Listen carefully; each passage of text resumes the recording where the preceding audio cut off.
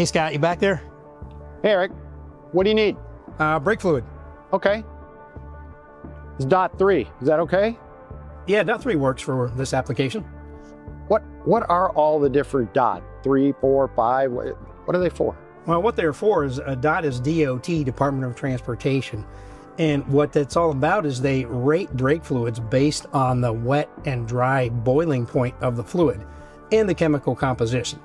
And the reason that's so important is because it affects the performance of the brake fluid primarily when it gets hot. You know, the dry rating is based on new fluid. The wet rating is once it's absorbed a certain percentage of moisture from the air. Brake fluid is hygroscopic, absorbs water. That's why you always want to make sure you keep the cap on, only use it from a sealed container.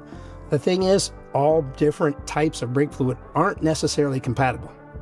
So not only do you want to use what the manufacturer specifies so you don't change the performance characteristics of the braking, but you also want to use the proper thing so you don't mix two fluids that aren't compatible.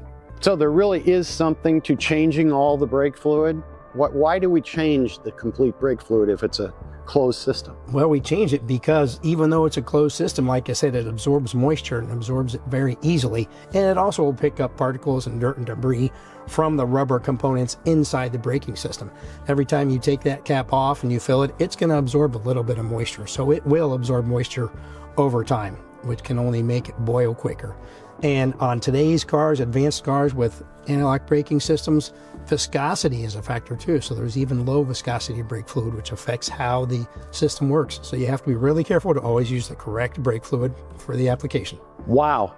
No wonder I have so many bottles back there on the shelf. Yep, that's the reason why. And at least we know we can count on you to have the fluid we need when we need it.